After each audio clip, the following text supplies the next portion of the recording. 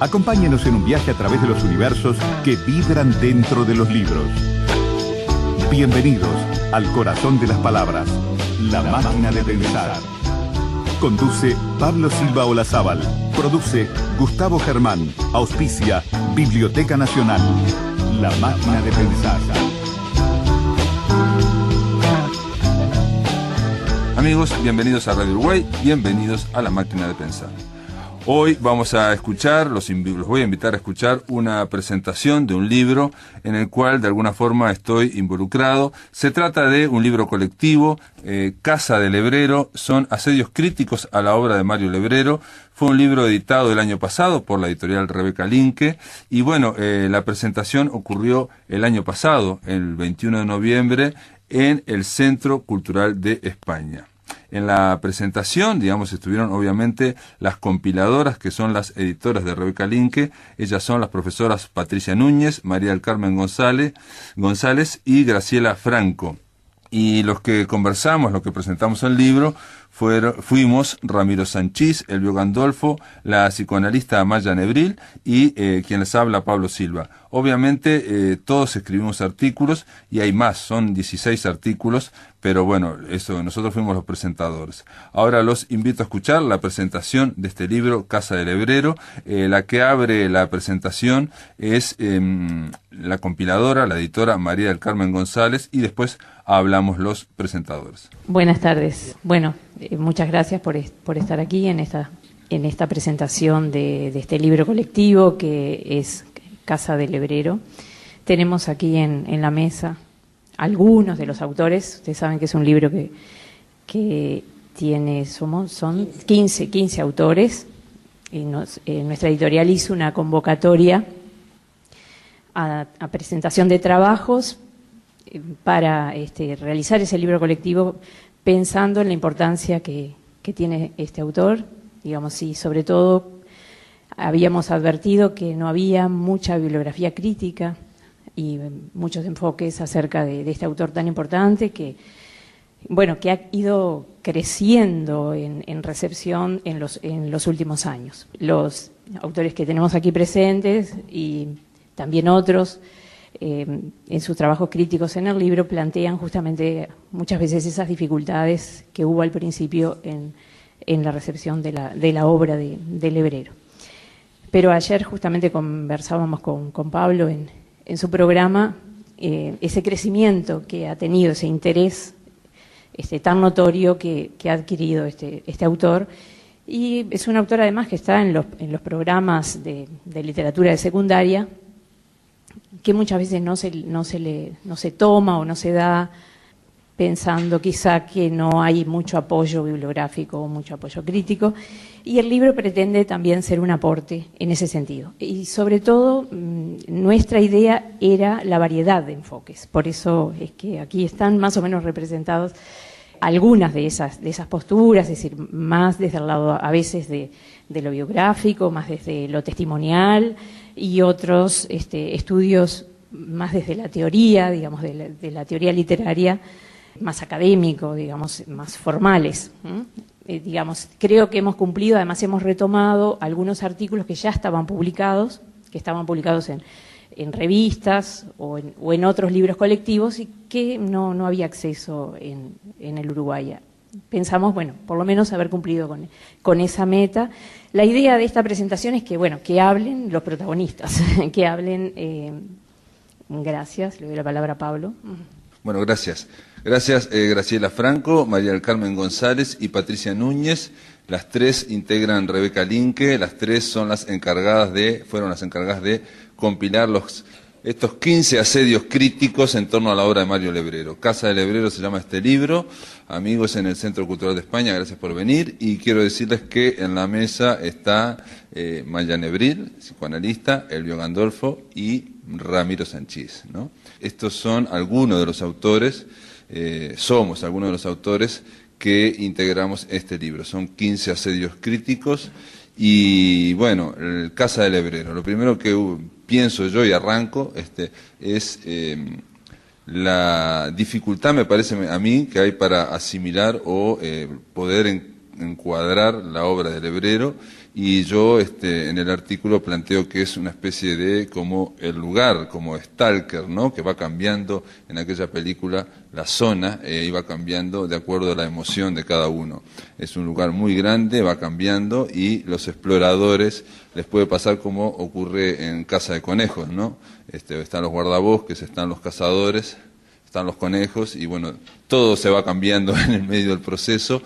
Quiero decir con esto que no, Lebrero no es si bien es un autor accesible, eso es lo que me parece más maravilloso, es accesible su lectura, es muy fácil entrar, es muy entretenido, no es tan fácil, digamos, asimilarlo. Creo que pasa eso con los grandes artistas y de hecho los grandes artistas lo que hacen es presentarle a la sociedad un mensaje que muchas veces rompe esquemas, rompe convenciones, de eso se trata el arte y bueno, la sociedad a veces ocurre, como pasó con Lebrero, que o bien la mayor parte los ignora porque no los entiende, hasta que en algún momento se genera ese proceso que creo que es el que estamos ahora, digamos, no sé si de asimilación, de por lo menos saber perfilar a este gran escritor llamado Mario Lebrero, que algo de lo que decíamos ayer en el programa, con Graciela Franco y con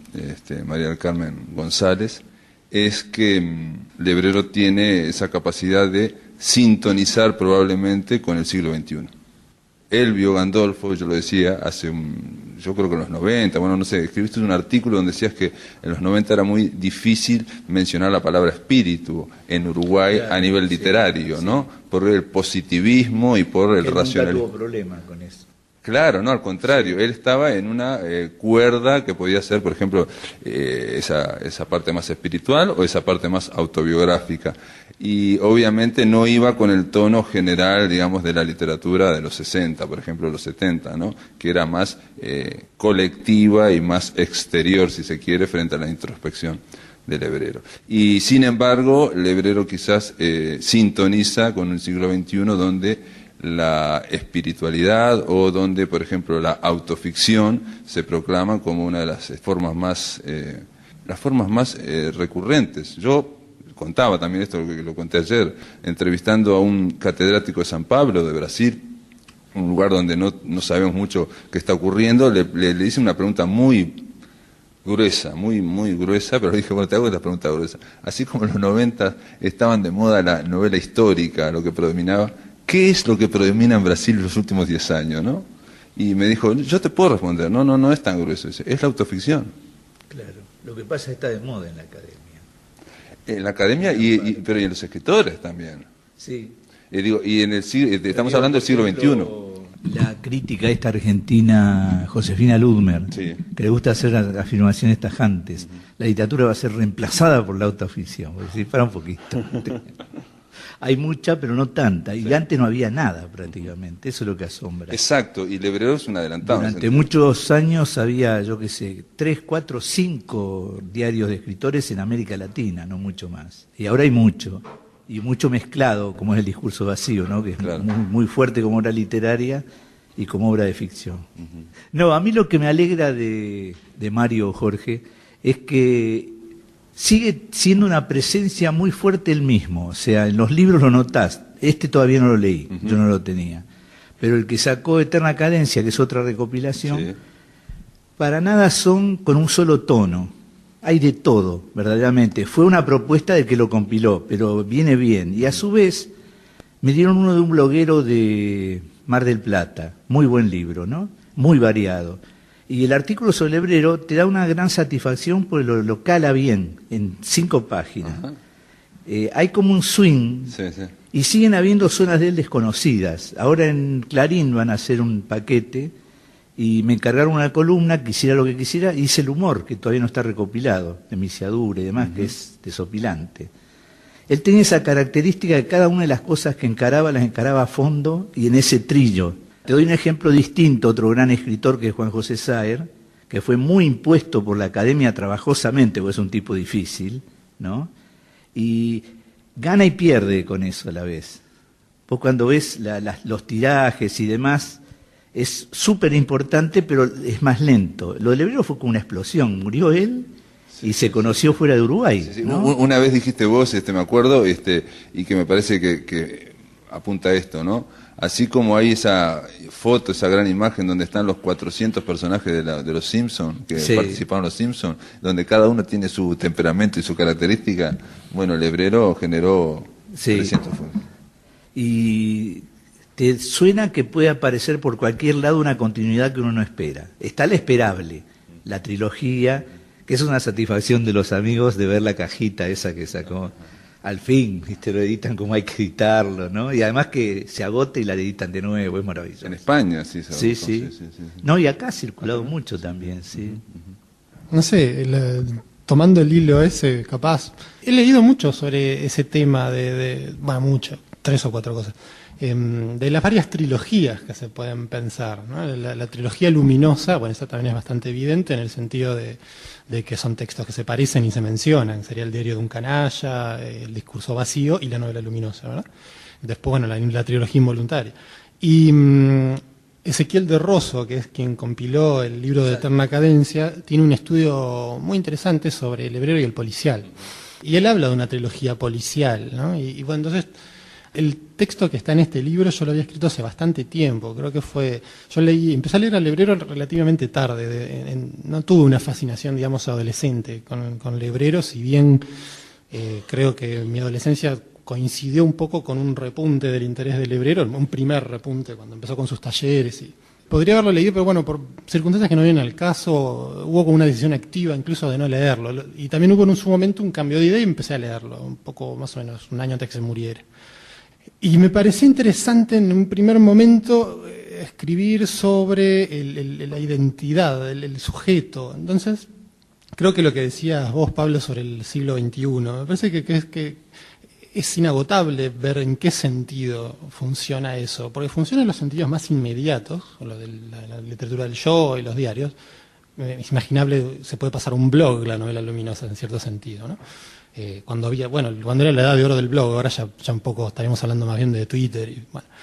Sin embargo, basta con avanzar un poquito o profundizar un poquito más y ves que sigue funcionando en términos de cómo construimos la identidad. Entonces, en el libro de Jesús Montoya está la idea del fractal, y ahora que estábamos hablando un poco antes de que empezara la presentación, eso también me interesa mucho, la idea de la identidad fractal. Entonces, el artículo que lo había escrito por una revista argentina que se llama Axón, es una revista digital de ciencia ficción, y en algún momento no sé cómo surgió la posibilidad de escribir. Creo que estaba leyendo un poco obsesivamente, estamos hablando del año, no sé, 2007 creo, 2008 capaz. Estaba leyendo un poco obsesivamente esa que se ha llamado trilogía luminosa, y tenía un plan medio ambicioso de escribir bastante sobre el tema, y lo único que llegó un poco a cuajar fue trabajar un poco todos los juegos metaficcionales o tal del diario de un canalla. ¿Quién es el que habla? En realidad el origen de esto fue una discusión que tuve con una chica que era librera en La Lupa, creo, hace mucho tiempo, que yo le decía que no creía nada de lo que decía el hebrero. O sea, que me parece que me interesaba leerlo desde el no creerle. O sea, este es un diario que está publicado, bueno, entonces es ficción. Es obviamente cortar un poco grueso, pero me interesaba, por más que no fuera real, pero me interesaba trabajar con eso como premisa. Y empecé, no pasó mucho más, y en un momento lo recorté un poco como un artículo sobre el diario de un canalla, y ahí se publicó en Axón. Y lo retomé para cuando vino la convocatoria, que agradezco que haya sido publicado, me alegró mucho integrar el libro, y ahí simplemente fue cuestión de darle una vuelta más. Y el libro de Jesús me vino muy bien, porque eso que él habla de los fractales y relacionarlo con la identidad. Pero ¿cómo sería el tema de los fractales? Bueno, Jesús Montoya lo que habla es puntualmente de París, ¿no? Sí, él dice París, que hay un momento en que ve en las baldosas de la terminal de tren, creo que es, sí, de tren, que está representada toda la... Entonces de ahí toma el fractal como análogo de infinito. Pero el fractal también tiene otra característica, y es que la complejidad, si bien que la complejidad es invariable, ¿verdad? O sea, vos siempre, cuando te acercás, el fractal es una figura geométrica que surge de la iteración de una fórmula. Entonces, determinados puntos que tienden enseguida a infinito se representan en negro. Y todos los que necesitan más iteraciones para esa tendencia se van representando en distintos colores. Obviamente solo lo puede hacer una computadora. Entonces queda una figura cuyo límite, cuyo borde, es infinitamente complejo, porque vos siempre te puedes acercar a eso y la complejidad siempre es la misma. O sea, si yo lo hago, digamos, una catedral vista de lejos y delineada, no es compleja. Si yo me acerco, veo toda la línea. Pero hay un punto donde esa complejidad deja de ser invariante de escala, se quiebra la complejidad en un punto. En cambio, en un fractal vos siempre vas a tener esa misma complejidad. Y además, y esto es lo que me interesaba a mí, hay una figura característica del fractal, que es en el más conocido, que es el conjunto de Mandelbrot. La cuestión es que el conjunto de Mandelbrot tiene una forma especial. El tema es que si uno hace un zoom con un programa adecuado para esto, va a ver que siempre aparece esa forma. Entonces, hay como una cosa recurrente de la misma forma.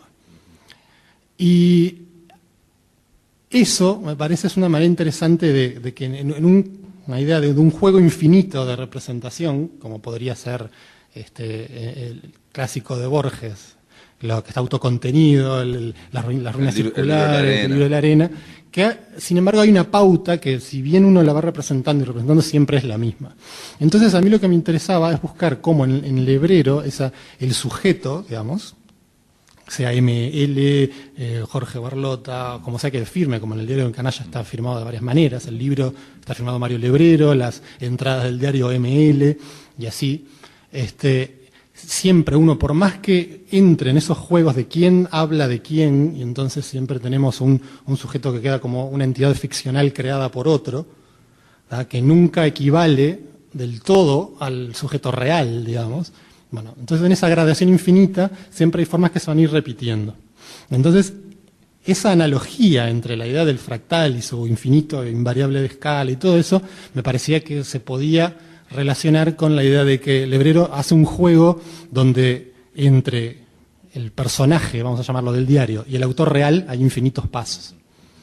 Y Jesús Montoya introduce un poco esa idea y a mí me interesó como desarrollarla por ese lado. También está en Proust, un poco lo que decíamos antes. O sea, en Proust hay un momento en que dice, todo el mundo cuando lee a Proust dice que el personaje se llama Marcel.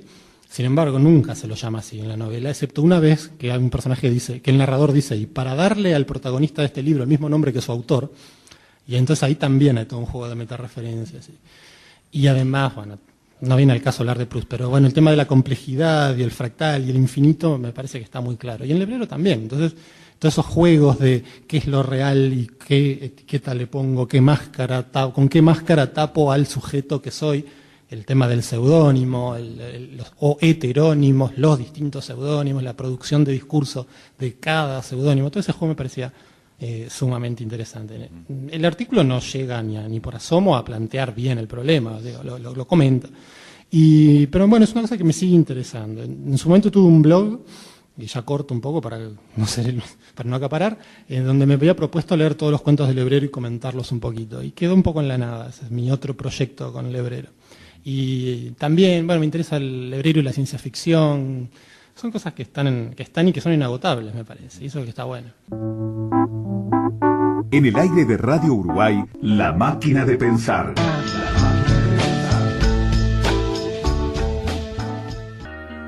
Gente, continuamos escuchando la presentación del libro Casa de Lebrero, Asedios críticos a la obra de Mario Lebrero, editado por Rebeca Linke.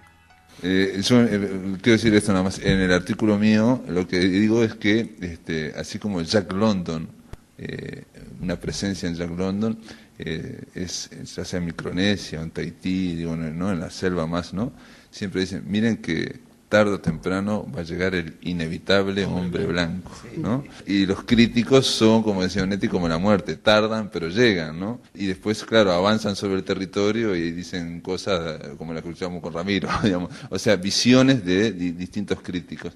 Entonces ahí en el libro lo que él propone es una idea de la éfrasis, que yo lo critiqué, digo, sí, usa términos más sencillos. La de la imagen.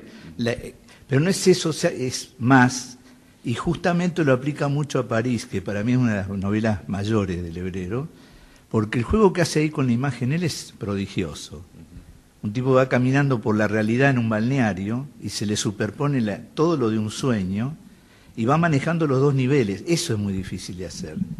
Que al principio yo creía que Montoya hacía una especie de uso complicado, pero tenía su sentido cuando es tan compleja la forma, ¿no? O las baldosas de la estación, que cada una es pequeña y demás. Éxfrasis, aclaramos que es éxfrasis. Éxfrasis es un recurso retórico que es la descripción de una imagen en palabras, o sea, hacer en palabras una imagen, por ejemplo, el escudo de Aquiles en la Ilíada. Ahí está, pero yo cuando leí eso me pareció una forma complicada de nombrar algo simple. Pero después cuando vi el desarrollo de la tesis de él en París, es muy atinado, porque es una de la novela que no es tan famosa porque es compleja, no en un sentido de no entrarle, sino que es heavy, es una novela poderosa, digamos, ¿no? Igual otro libro que uno tiende a tomarlo como una especie de broma nomás, es Nick Carter, ¿no? Sí. Que él tenía miedo de publicarlo, por eso se peleó mucho por el nombre y demás. Sí, salió como Jorge Barlot. El editor del Marcial se pelea hoy con él. Dice, me acuerdo que aquella vez, pues se enfurece. Por ejemplo, la trilogía, esta ahora famosa, casi la inventamos para ver si podía vender más. O sea, yo hice el reportaje que hay, está hecho a base de preguntas que ya estaban escritas. O sea, y después Jorge, más adelante, dice, no, eso fue uno que como desechando el truco que él había aceptado perfectamente, y que no era un mal truco. ¿Cuál era el reportaje de eso? El de Péndulo. Lo filmé Eduardo Dolfe, porque a veces metía 6 cosas y metía una como Gandolfo, otra como Kern. Claro. Y después las otras son bastante casuales, yo no las considero. La policial es muy diversa, inclusive la última, que es la del gusano. Los carros de fuego. La banda de Cien Pies, la que había escrito a media, y se nota nítidamente que la segunda mitad no está corregida, ¿no? Es muy interesante, pero se va de mambo. Se nota. Sin embargo, una que no está corregida, que es Burdeos 1972. Extraordinaria. Es extraordinaria. No, pero esa está corregida, notás por su cabeza, ¿no? Es lo último sí, que escribió, espectacular. Y en la que nombraste, Los carros de fuego, que es un cuentazo final, que pasa medio desapercibido, ¿no? Sí, es muy bueno. Bueno, ahora quiero darle la palabra a Maya Nebril. Porque ella es psicoanalista y habló del humor, ¿no? Sí, en realidad no pensaba hablar hoy, lo escribí hace tiempo y estoy intentando como pensar que sería bueno. Primero, muchas gracias por haberme permitido participar. En realidad el pequeño ensayo que yo hice tiene que ver con 2 cuestiones. Una, que quería ir al taller del Lebrero y no llegué a tiempo. Yo estaba empezando a escribir, me parecía que todavía estaba como muy tierna para ir, por las cosas que decían que las correcciones tal vez eran un poco severas. Lo dejé para después y murió. Ahí empecé a leerlo bastante más y me di cuenta que cuando lo leía, escribía, ¿no? Y me llamó muchísimo la atención, la manera, y por ahí eso quedó un tiempo. Por otra parte, pasó algo bastante peculiar, que no lo digo en el ensayo, y acá somos. En un momento un paciente estaba bastante trancado, vio que yo estaba leyendo el Lebrero, se compra un libro del Lebrero, y a través de cosas que va diciendo el Lebrero en la novela luminosa, se destanca el tratamiento. Cosa que me llamó mucho la atención también, que pensé, ¿para cómo genera efectos la lectura de este hombre? Y luego lo que me empezó a pasar, fui a un par de coloquios de psicoanálisis y arte en los que se destrozaba mucho como al autor, ¿no? Como que se lo interpretaba mucho. Y pensé, ¿qué relación tenemos los psicoanalistas con el arte? Complicada, como que por un lado lo veneramos, por otro lado queremos como entenderlo. Y empecé a pensar, ¿y por qué queremos entenderlo? ¿Qué queremos entender? Y allí en la lectura del Lebrero empecé a intentar entender. A ver, Lacan en los últimos seminarios, un psicoanalista francés, que yo leo bastante, habla de que hay que lograr para el paciente instaurar la singularidad, ¿no? Que el mundo en el que viva sea más suyo. O sea, hablando y paradojalmente sería que tenga una locura que le sea propia, que no le sea ajena y que sepa vivir con eso, que sepa hacer con eso. Y enseguida, leyendo estos seminarios, pensé en Lebrero, ¿no? Pensé, a ver si lograra entender cómo este hombre realmente uno se mete, o al menos a mí me pasa eso, en la lectura de él, y es como que está en el mundo del Lebrero, ¿no?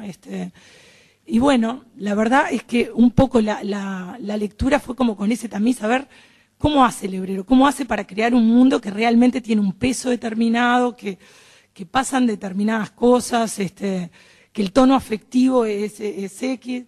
Y bueno, y ahí en realidad empecé a intentar leerlo un poco más, como del principio y cómo va avanzando, ¿no? Cuando es que logra convertirse en lebrero. Y al menos esa es mi hipótesis. Y imagínense que si bien escribo, estoy muy por fuera del mundo académico, literario. Me parece que hay algo de encontrar una clave de determinado humor que le permite como habitar el mundo de una manera como muy peculiar, ¿no? Que la distancia con el mundo... Pues es que él decía en un momento, en una de las entrevistas del libro que coordinó Elvio, que se llama Un silencio menos, él dice que el humor es lo que te permite conciliar los contrarios. Y siempre estamos, entonces es lo que permite acceder a una, no sé si verdad, pero superar, digamos, esos esquemas tan rígidos que a veces nos... Entonces claro. Es que el humor para él es importantísimo como forma de desarrollo, cosa que en su momento, para un escritor uruguayo claro. Serio, parecía como que no. Sí, y eso me pareció como bien interesante. Y después lo otro que claro, es como mi gran pregunta, y en eso, esto que decía Ramiro, de la identidad, ¿no? Cómo se construye una identidad, y si esto de la autoficción, no sé, yo creo que la verdad tiene estructura de ficción, esa es una frase de Lacan, ¿no? Entonces, justamente, si uno logra armar una ficción que se corresponda, hay parte de la identidad, no existe otra cosa más que la ficción, ¿no? Entonces, también intentar entender esto de qué se dice cuando se dice autoficción, para mí también fue todo, porque siempre para mí hay ficción, de hecho es eso lo que intentamos en la clínica, ¿no? Como que bueno, que sea una ficción que dé consistencia, que sostenga, ¿no? Y de hecho Lebrero yo creo que logra que funcione un mundo, y hay ahí como, sí, esto de ficcionarse, que a mí me gusta mucho leerlo. Bueno, a ver una pregunta, porque se planteó la primera reseña que se le hace a Lebrero, por lo menos la que aparece en el libro de Eterna Cadencia, es de José Pedro Díaz, y José Pedro Díaz lo trata de el romántico, del romanticismo, digamos, no del siglo XIX, sino como una corriente, digamos, así como el surrealismo puede haber una corriente que trascienda los 20 años, los años 20. Y la apuesta del Lebrero es muy grande. Él lo que dice es que se está construyendo en la escritura y que depende su vida o su muerte si lo termina o no lo termina. O sea, él está diciendo una y otra vez que él escribe para poder vivir, o para poder crearse, para poder buscar los límites del yo. Es una apuesta muy brava, porque digo, no, vamos a decir la verdad, ¿cuántos escritores lo dicen? Es una cuestión muy como romántica, ¿no? De jugarte la vida, aquí me estoy jugando la vida, dicen el carajo en el diario de un canalla, ¿no? ¿Vos qué pensás del video? A veces era así y a veces no, o sea, pues es muy buen narrador, sí. A secas, digo, el que nombré recién, Policial. Para él está claro todo lo que hay de él, pero vos lo lees, una divertidísima parodia del género negro, sí. Pero cargada de una intensidad que notás que está en el subconsciente. Y después lo que le pasó a él, como a muchos adolescentes y joven uruguayo, los padres muy evidentemente lo querían mucho. Yo los conocí a los dos, falleció el padre bastante antes, pero él se sentía como comprimido en una especie de máquina de tortura familiar, ¿entendés? O sea que tengo que salir de esto, era. Y la gran mano que vino de afuera fue el Tolo Invernizzi, que medio le dijo, esto sirve, te jodiste, sos escritor, o sea, que de hecho siguió todo el tiempo así. Ya después lo llevó eso a los planos donde que fue viviendo, las sucesivas mujeres que tuvo, los hijos, 2 hijos tiene, ¿no? Que uno... 3. Bueno, dos hijos... No, 2 hijos biológicos. Claro, el otro es muy claramente hijo de otro gran creador que enloqueció, que era el padre de Juan Ignacio, que era un gran músico, fuera de serie realmente. Que le hizo una película corta de homenaje, no me acuerdo, Hijo, se llama la película, muy buena, que la dieron en un festival de Cinemateca, aparte de la que hizo con la abuela y con la madre, ¿no? Excelente.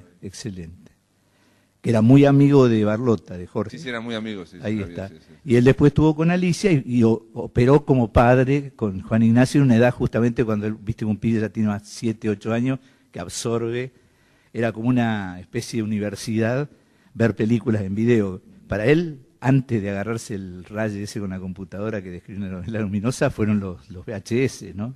Eran poder ver películas que no veías ni en broma. Y se juntaban una noche en Colonia, que él siempre, no sé por qué la vio como, le llamaba Mi temporada en el infierno. Y no era para tanto, estaba lleno de amigos, empezó ahí con los talleres, pero cuando se pudo ir fue como un alivio. Y llegó acá... Es un poco la visión montevideana del interior también, ¿no? O sea, los sí, montevideanos ven como que es un cementerio. Yo no lo comparto exactamente, pero a veces te sentís muy mal. Me ha pasado, de golpe que querés comer y no encontrás dónde. Ya ahora aflojó, pero... Y hubo un par de porteños que pensaron ir a hacerse la colonia en América y volvieron derrotados, perseguidos por la justicia, etcétera. Bueno, pero y contá, digo, se fue de Colonia huyendo de la temporada del infierno, decís vos. Se vino a Montevideo y yo lo que discuto bastante, hubo una época, yo tengo guardado unas 30, 40 cartas, que era patético, porque a veces la carta demoraba en mandarla porque no tenía la plata para las estampillas, no era la época del mail, ¿no? Y después, sobre todo después que fue a Buenos Aires, que trabajó, además dirigió una revista comercial para kiosco y la entregó siempre en fecha. Lo que pasa es que tenía una personalidad muy fuerte y chocaba contra otros dos tipos de ahí de la empresa, los dueños, digamos, ¿no? Cuando volvió a Montevideo desde Colonia, tuvo una especie de fama acá, real, que la clave fue la presentación del discurso vacío, que fue Arnold Chan. Eso yo, por desgracia, estaba más en Buenos Aires en esa época, en Rosario, digamos. Entonces no pude ir, etcétera. Pero tuve esa conciencia clara, digo, es un tipo reconocido. Viste, acá hay mucha gente que puede estar pobre, pero si vos tenés un reconocimiento sólido, además de tus iguales, estuvo con todo, con Leo Maslía, hizo muchas cosas juntas. Además creo que se consideraba más un artista que un escritor. Todo el tiempo hizo mucha experimentación con la imagen. Hay centenares de dibujos de él con virome, en colores, que están en el archivo. Y después con una computadora deformando. Exactamente. Hizo las historietas, una de ellas dibujada por él, que era la del llanero solitario. Muy múltiple. A mí lo que me gusta de él es eso, que es como un aparato de muchas entradas, ¿no? Habría que aclarar qué es la diferencia entre artista y escritor, pero creo que tiene que ver con esto de me juego la vida en lo que estoy haciendo. No, pero por ejemplo, él no tenía problema en hacer un guión que existe para un ballet, ¿entendés? O un guión para una película de... ¿Cómo es que se llama este diseñador? Con doble Z la película. Álvarez Cossi. Álvarez Cossi, sí, que salió en el... Hicieron un ballet, después se lo filmaron, hicieron un ahí está, y este guión que salió facsimilar, muy hermoso, en esa revista que nunca nadie ve cuando sale, que es Maldoror. Maldoror, sí. Hermoso. Sí. Digo, el guión era aburrido, francamente. No, pero yo creo que cuando dice yo soy artista y no escritor, se refiere a que solamente escribo bajo la inspiración. O para no, él no lo decía, lo deducí fácilmente de la multiplicidad, filmó varios cortos. En la novela luminosa llega a decir que no sabe si es escritor en un momento. Claro. ¿No? Qué librazo ese, ¿eh? En el aire de Radio Uruguay, La Máquina de Pensar. Ahora vamos al tercer bloque de la presentación de este libro, Casa del Lebrero, que ocurrió en el Centro Cultural de España en noviembre del año pasado. A ver, Ramiro, ¿qué opinás de esto que yo que largué ahora, que es el tema de, que yo creo que es la apuesta más grande que tiene el Lebrero, la de que estoy construyendo mi vida acá, o sea, me juego la vida en esto, digo, eso es una cuestión muy romántica, pero muy, o le crees o no lo crees, no sé. ¿O crees que no tiene nada que ver? No, lo que pasa, a mí lo que me pasa es que no tengo la suerte de contar con la experiencia que tiene Elvio, de haberlo conocido, entonces nunca hago el corte ese de lo real. Para mí, la mayor parte de esas afirmaciones están dadas en un contexto de ficción. Claro. Entonces no le creo. Pero no es que no le crea en el sentido de, digo, esto es falso. Yo creo que es un juego. ¿Entendés? Entonces esos pliegues que te decía de ficción y realidad, creo que sí puede funcionar. Él usó el lenguaje del romanticismo, me da la impresión, o los tics del romanticismo, pero con una complejidad que lo trasciende, en el sentido de, por eso decía lo del sujeto problematizado, o sea, hay una tradición que viene de Rimbaud, de Pessoa, Borges. Perdón, digo, Leo Maslia hace poco pasó por el programa y me planteó lo siguiente, estamos hablando de Felisberto, ¿no? Y él me dijo que para él Felisberto está 60 años adelante del Lebrero, o Lebrero está 60 años atrás. ¿Por qué? Porque para él, Lebrero está hablando de algo que tiene que bajar o que está afuera y que va a hacer pasar por él y va a ser escrito, ¿no? Y para Felisberto la tenía reclara supuestamente, digamos, desde el punto de vista ya moderno, de que después de las vanguardias, de que todo es juego, todo es ficción. Entonces hace esas dos diferencias. Uno se está jugando, digamos, a lo que es la inspiración, está escribiendo siempre en serio, y el otro... Yo creo que son escritores muy diferentes y me parece que hay como un reflejo fácil de compararlos y para mí no tienen mucho que ver, más allá de que el Lebrero haya leído a Felisberto y le haya gustado. Bueno, no, me parece que hay como una facilidad de vincularlos y, bueno, no sé, no voy a ponerme a discutir con Maslia, digo, me parece no, hay mucha gente que claro, no, afinidad. Pero no solo por la afinidad, sino puntualmente por su manera de ver esa afinidad o desafinidad. Bueno, yo creo que no es tan así, de todas formas. Me parece que el Lebrero parte no de una ingenuidad premoderna, sino de una condición postmoderna, llamarla. O sea, ahora, no estoy diciendo que Felisberto sea distinto, me parece que, primero, no tengo ni a ambos tan estudiados como para poder jugarme una hipótesis de ese tipo, pero sí a nivel totalmente intuitivo de haber leído, mal que bien, todo Lebrero y todo Felisberto, de poder decir que en ambos casos me parece que hay un juego con la identidad, con el yo, con el sujeto, que no es ingenuo y no es premoderno en ningún sentido, ni pre-vanguardias, sino que en ambos casos funciona de un modo post-Pessoa, post-Borges. Y que eso es cómo lo resuelvan de distintas maneras es lo interesante en todo caso. Pero por eso me parece que la afirmación, le creo o no le creo al Lebrero, en el caso puntual de Lebrero, no es la manera más interesante de plantearlo, sino que yo creo que el Lebrero se jugó justamente a que no se pueda nunca dar una respuesta fácil a eso, a si le crees o no. A él, si él dice, estoy en la entrevista imaginaria que esta de la que se hace, él mismo no dice estoy todo, si se me lee bien, pero estoy todo acá. No sé. Estoy todo acá, claro, porque como que se está construyendo en claro, lo que está escrito, pero él dice si se me lee bien. Entonces hay un tema hermenéutico ahí, que él de algún modo te está invitando El diario Canalla dice, esto no se trata de escribir bien, sino que se trata de construir. No, claro. A ver, Maya, vos... Yo en realidad, un poco lo que decía hoy, le creo, pero ¿qué quiere decir que le creo? Yo lo que creo es que hay un estilo lebrero. O sea, él logra transmitir la vivencia de un mundo, de qué manera el mundo se ve a través de sus ojos, se escucha, se huele, o sea, están los sentidos del Lebrero. Creo que en esa medida no hay más remedio que creerle, para mí, ¿no? Si funda un estilo, o sea, su identidad está construida en relación a eso. Él no es que nos cuenta una historia que sucede en un mundo. Las historias suceden en su mundo, así lo leo yo. Por eso digo, le creo, su identidad está allí en juego. Y en ese sentido a mí también me parece que tiene mucha riqueza Lebrero. Para mí también fue muy rico intentar entender dónde es que este tipo engancha y logra tener un estilo, cuándo es que logra que yo me suba al mundo de él y justamente entonces en ese sentido me parece que la identidad está puesta en juego y que para mí, por ejemplo, en mi oficio es importante captarlo porque yo creo que es de eso de lo que se trata, de que lograr que los pacientes rompan las cadenas cuando...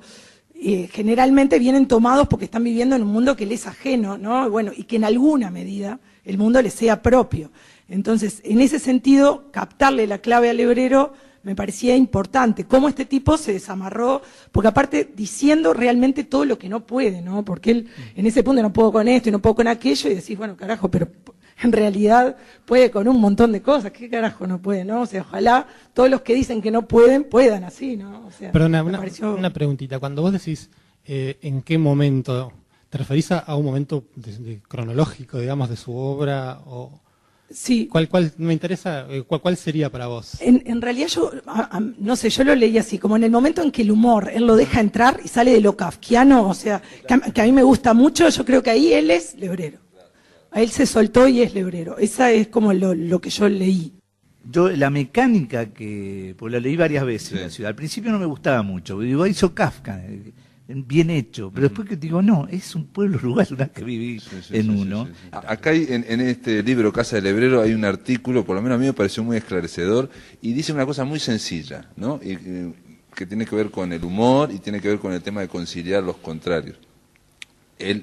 Ricciardi dice algo así como que Lebrero, y pensaba en los padres de Lebrero también, Lebrero es un tipo, por un lado, que quiere tener todo controlado, todo ¿no? estructurado, y tener todo para hacer un desarrollo, una mente súper analítica. Y por otro lado tiene un costado que se le va al diablo total. Entonces, y junto con él un montón de gente, pasaba eso. Entonces es como si fuera, yo lo iba leyendo, y ahí está el humor, y no sé por qué no está en el artículo, se me representó el gordo y el flaco. Claro. El gordo hablando, diciendo todo estructurado, y el flaco haciendo todo y destrozando todo lo que va, lo que se va cayendo, todas las estanterías se van cayendo. Y Lebrero en un momento empieza a reírse de eso. Sobre todo porque él optaba por lo más sufriente de él. O sea, para él el mejor texto era Desplazamientos, que es torturador, que inclusive hubo una crítica de Pablo Roca que la erró, que decía, está mal, Lebrero se repite, es un obvio recurso formal para darte la pesadilla. Es un tipo que va cobrando, empieza de pensión y se va metiendo con mujeres, todo muy deprimente además, ¿no? Como cortasariano, es porque está pasando la misma escena, la repite dos veces, y digo, ¿por qué esto se repite dos veces? Otra vez, digo, de la misma forma, pero un variante. Y muy angustioso en general. Y en realidad las novelas que más han pegado de él son, para mí la obra maestra es El discurso vacío. Que lo empezás y decís, uy, una aburrida, por eso algunas aburridas, la novela geométrica. Pero esta empieza y vos decís, no, El discurso vacío, y entra el perro Ponco y le destruye todo, acepta el exterior. Bueno, tiene una, que es lo que dice ella, ¿no? Como una entrada de lo de la afuera filtrado por él, que es muy importante. Y que desbarata todo y que ahí se ríe, digamos, claro. ¿no? Ahí Alicia contó que hacía en un reportaje del País Cultural, que una especie de economía de guerra. 10 bolsas de azúcar, 10 bolsas de harina, ¿viste? Una cosa completamente disparatada. Sí, acá en el que tenía el apartamento, digamos que pudiera haber un desastre. Exacto, ¿no? Que era alguien que se le angustiaba si no tenía toda la despensa llena de cosas. No, y después tenía la carcajada de él, que era muy contagiosa, que realmente te hacía reír. Pues era como que le costaba y la largaba tipo así, explosión, ¿no? Sí. No, el tema del humor, porque él lo usa para reírse, digo, por un lado tiene esa estructura, es una inteligencia alta, y por otro lado se ríe de que eso no funciona. Sí. En Burdeos, 1972, yo lo decía la otra vez, él plantea que la compañera en Burdeos le dice, te voy a comprar unos pantalones, y eso está un desastre como estás vestido, porque él ya había llevado una sola muda a Burdeos y estaba ahí, y no tenía plata. Entonces lo lleva a una tienda en Burdeos, imagínate, en Francia, en 1972, y le dicen, bueno, acá tiene que elegir pantalones. Y él dice, no, son todos con pollerita, porque era la moda Oxford. Y se negaba, y todo el mundo le decía que no, eso es lo que se lleva, y lo obligan a que se ponga, y dice, no, ese no voy a poner, entonces pide que se lo arreglen. Y después se describe a sí mismo tal como era, ¿no? Porque hay un momento ahí que van a buscar a la nena a la escuela, y la nena sale con una mochila demencial, de pesada, y la va a agarrar la mano y dice, no, la tiene que llevar. Dice, no, la relación duró no sé dónde. Vas a decir a la madre, no, que la lleve ella, que sufra la hija, ¿viste? Adiós. De todas formas, estos son como elementos, porque yo veo que a Ramiro no le gusta la parte, digamos, biográfica. Es que él es muy lebreriano en eso, es muy organizado. Es muy organizado. Cuando lees los libros de él, te das cuenta que está medio loco. O sea, en serio, eso viene bien. Y además pensá, ojalá que se maneje bien, que no se deje atrapar por el narcisismo, etcétera, etcétera. Porque leí los dos últimos libros, salvo el último, ¿no? Y digo, qué tarea que va a tener este muchacho. No va a ser nada, va a ser más difícil que la del Lebrero, creo. Pero hay esa cuestión de una estructura que quizás sea de toda la novela del siglo XX para acá, ¿no? O sea, una estructura que después se va desestructurando, ¿no? Claro, y la alimentación de él fue muy especial, porque estuvo varios años en el Club de la Guardia Nueva, que era de tangueros, ahí lo conoció a Sabat. Y Horacio Ferrer. Exacto, no sé si se llevó mucho no lo oí hablar mucho, pero con Sabat y con Puga, que es el que entrevistan, que vive. Después tenía la librería de Viejo, que fue como la policial, fanático de actores pésimo. Claro, pero por ejemplo, ahora yo acabo de leerla, hace 2 días, terminé de leer la biografía de Horacio Ferrer, y donde se relata toda la Guardia, el Club de la Guardia Nueva, y no aparece jamás Lebrero, porque una cosa es el tango y otra cosa es la literatura. Digamos, él le hacía junto con Sabat le encargó hacer un mural. Un mural, mural sí. Que nunca lo vi. En algunos lados él dice que es un diario mural que le encargó Sabat, y en otros dice que fue el propio Horacio Ferrer que dijo, inventó un diario mural y vos te vas a encargar de llevarlo en el Club de la Guardia Nueva. Es decir, y ahí está Horacio Ferrer, el surrealismo y toda esa cuestión. Más algunas revistas, las revistas de la época de oro de la, digamos, que se convirtió verdaderamente en un arte del cómic, Linus, Charlie Hebdo, todas las de tamaño, las españolas y demás. Y después la parte de erotismo del que es muy rara, claro, porque tenía colecciones de una revista delirante en foto, ¿viste eso que no es exactamente sepia, que tiene un tonito de rosado para la carne, etcétera? Se llamaba París Hollywood, por ejemplo, montañas así. Y se fascinaba. Eran revistas armadas, no eran disparates de sexo desbordado. Creo que eran fotonovelas eróticas, ¿no? No, era como una, yo lo llamo una especie de porno ingenuo, ¿no? Para mi gusto, ¿no? Digo, no soy muy consumidor, pero sé distinguir. Digo, esto es pesado, ¿viste? Claro. A mí me pasó en la escuela, que una vez descubrieron esa revista y casi me caigo muerto, ¿viste? ¿Qué es esto? No, y el tema de la alimentación, digamos, intelectual o cultural, él dice en un momento que hasta que tuvo 24 años, se nutría de toda literatura traducida que era de la ciencia ficción, de toda anglosajona. Claro. Entonces eso también te encajona un poco el idioma, ¿no? Te lo hace más utilitario, si se quiere. No, lo que él le afirmaba que en los textos de él se podían cambiar muchas palabras sin que cambiara el texto, que con otros autores no podés. Exacto, sí. Le interesaba más describir imágenes que hacer un estilo con un ritmo, aunque lo tiene claramente, ¿no? Sí. Bueno, pero él habla de un momento de Kafka o de Roberto Alt, que son que no son perfectos escribiendo, pero tienen un estilo espectacular. Y después leerlo es muy liberador. Cuando te pega así es... Y es lo te que largas a reír y Maya, se te suelta algo, ¿viste? No, y aparte dijo algo muy importante, Maya, para mí, que no ocurre con todos, que es leerlo y que te den ganas de escribir. Exacto. Eso es una cuestión liberadora. Te da permiso, te da no permiso, te bloquea, no es un aduanero. Exactamente. Que Uruguay abunda en aduaneros. Sí, empezando por todo el 45, ¿no? No, y él hablaba de la crítica en contra de los críticos, en el sentido de que él veía una función represora de la crítica, aunque después decía represora pero necesaria, porque si no los artistas se vuelven locos. Claro. Y bueno, lo importante del Hebreo yo creo que es decir que es alguien que es muy accesible, muy entretenido. No solo hay que leerlo, sino que hay que leer el libro que acaban de sacar. Muy bien, Elio Gandolfo, muy bien. Gracias por estar acá.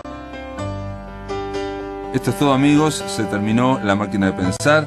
Mañana jueves vamos a seguir aquí por Radio Uruguay, espero que lo pasen muy bien.